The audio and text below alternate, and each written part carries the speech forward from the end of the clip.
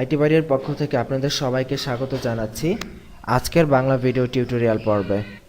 আজকের পর্বে আমরা যে বিষয়টি শিখতে যাচ্ছি সেটি হচ্ছে ব্যাকগ্রাউন্ড অ্যাটাচমেন্ট প্রপার্টি। সিএসএস এর একটি গুরুত্বপূর্ণ প্রপার্টি হচ্ছে ব্যাকগ্রাউন্ড অ্যাটাচমেন্ট। এর আগেও এই টিউটোরিয়ালের শুরুর দিকে কিন্তু আমরা ব্যাকগ্রাউন্ড সম্পর্কে জেনেছি, ব্যাকগ্রাউন্ডে কিভাবে ইমেজ ইউজ করতে হয় সেই বিষয়টি জেনেছি। কিন্তু যেহেতু এই টিউটোরিয়ালের শুরুর দিকে আমরা ডিভের ব্যবহার শিখি নাই, সো তখন আমরা এই প্রপার্টিটি দেখি নাই। তো যেহেতু এখন আমাদের ডিভ আছে এবং আমরা ডিভ নিয়ে কাজ করতে জানি, সো এই জন্য আমরা ডিভ শেখার পরে আমরা ব্যাকগ্রাউন্ড অ্যাটাচমেন্ট এই প্রপার্টিটা আমরা শিখলাম।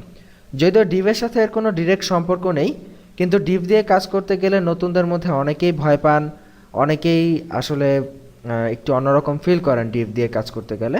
তো এই জন্য আমরা ডিভ দিয়ে আমরা আজকে ইমেজের প্রপার্টিগুলো দেখব এবং তার পাশাপাশি ব্যাকগ্রাউন্ড অ্যাটাচমেন্ট প্রপার্টি সম্পর্কে জানব। দেখুন, আমাদের একটি HTML ফাইল ওপেন করা আছে এবং একটি CSS ফাইল ওপেন করানো আছে এবং HTML এবং CSS দুটি ফাইল লিঙ্ক আপ করানো আছে বরাবরের মতো। এবং এখানে একটি ডিভ আছে যেটার ক্লাস হচ্ছে র্যাপার এবং ডিভের মধ্যে একটি প্যারাগ্রাফ আছে। প্যারাগ্রাফটা খুবই লম্বা একটি প্যারাগ্রাফ, যাতে করে আমাদের পেজে আমরা স্ক্রল করার মতো জায়গা পাই। যেমন প্যারাগ্রাফটা যদি আমরা আউটপুট দেখি, দেখব অনেক লম্বা প্যারাগ্রাফ এবং আমরা এখানে মাউসের স্ক্রল করতে পারতেছি, মানে ওপরে নিচে যেতে পারতেছি। তো এইটাকে আমরা যেটা করব যে আমাদের যে রুট ফাইলের সাথে ইমেজ নামক একটি ফোল্ডার বা IMG নামে একটি ফোল্ডারে nature1.jpg নামে হিউজ বড় একটি ইমেজের ফাইল আমরা এখানে রেখে দিয়েছি। সো আমরা এটাকে আজকে ব্যাকগ্রাউন্ড হিসেবে ইউজ করব। সো যেহেতু আমাদের টোটাল আমরা র্যাপার নামে যে ডিভ নিয়েছি যার মধ্যে আমাদের প্যারাগ্রাফ আছে, আমরা আজকে সেই র্যাপার নামক ডিভকে আমরা ব্যাকগ্রাউন্ড দিব। তো এখানে দেখুন, আমরা এর আগের পর্বে যেটা আমাদের ব্যাকগ্রাউন্ড ইমেজ নিয়ে যে পর্ব ছিল, সেখানে কিন্তু আমরা ব্যাকগ্রাউন্ড ইমেজ লিখেছিলাম, ব্যাকগ্রাউন্ড রিপিট লিখেছিলাম। তো আজকের পর্বে আমরা ব্যাকগ্রাউন্ডের শর্টকাট ফর্ম ইউজ করার চেষ্টা করব। আপনারা জানেন যে CSS শর্টকাটে লেখা যায়, যেমন ফন্টকে আমরা দেখিয়েছি ফন্টকে কিভাবে শর্টকাটে লেখা যায়। ঠিক এইভাবে আমরা ব্যাকগ্রাউন্ডের আজকে শর্টকাট ফর্ম এখানে ইউজ করব, nature1.jpg। এবং এটা নো রিপিট, এটার কোনো রিপিট হবে না। সো আমরা দুইটা প্রপার্টি একসাথে ইউজ করে দিলাম, ব্যাকগ্রাউন্ড ইমেজ প্রপার্টি এবং ব্যাকগ্রাউন্ড রিপিট প্রপার্টি। তো এখন এই অবস্থায় যদি আমরা এটার আউটপুট দেখতে চাই, তাহলে আমরা চলুন দেখি আউটপুটটা কি আসে।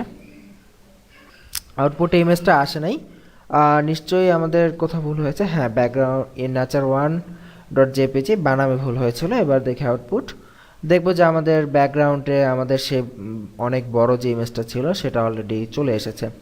তো এখন একটা জিনিস খেয়াল করুন, আমরা যদি এখানে মাউসের স্ক্রল করলে কিন্তু দেখুন যে আমরা নিচে যাচ্ছি, বাট ব্যাকগ্রাউন্ড ইমেজটা কিন্তু মুভ হচ্ছে আমাদের সাথে সাথে, তাই না? কিন্তু অনেক ওয়েবসাইটে আপনি দেখবেন যে এরকম ব্যাকগ্রাউন্ড ইমেজ কিন্তু মুভ হয় না। আপনি যদি মাউস দিয়ে নিচে যান, দেখবেন কন্টেন্ট ওপরে চলে যাচ্ছে, বাট ব্যাকগ্রাউন্ড কিন্তু ফিক্সড তার নির্দিষ্ট জায়গায়। সো এই কাজটা করা হয় মূলত ব্যাকগ্রাউন্ড অ্যাটাচমেন্ট ইউজ করে। সো আমরা আজকে ব্যাকগ্রাউন্ড অ্যাটাচমেন্ট প্রপার্টি দেখতেছি।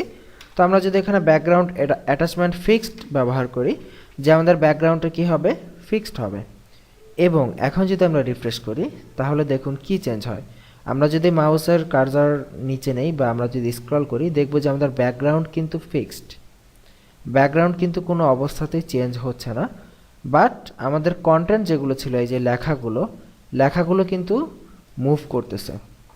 সো এই হচ্ছে মূলত ব্যাকগ্রাউন্ড অ্যাটাচমেন্ট প্রপার্টি, যে আমরা যদি আমাদের ব্যাকগ্রাউন্ডকে এইভাবে ফিক্স করে দিতে চাই, তাহলে এখানে ব্যাকগ্রাউন্ড অ্যাটাচমেন্ট ফিক্স ইউজ করব।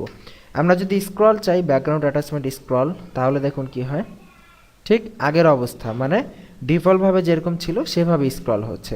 সো এইভাবে আপনি আপনার ওয়েবসাইটে যদি কোনো ব্যাকগ্রাউন্ড ইমেজ ইউজ করতে চান, তো আপনি সেটাকে এইভাবে করতে পারেন, বা কোনো কন্টেন্টে যদি ব্যাকগ্রাউন্ড ইমেজ দিতে চান কোনো ডিভকে, আপনি সেটাকে এইভাবে ব্যবহার করতে পারেন।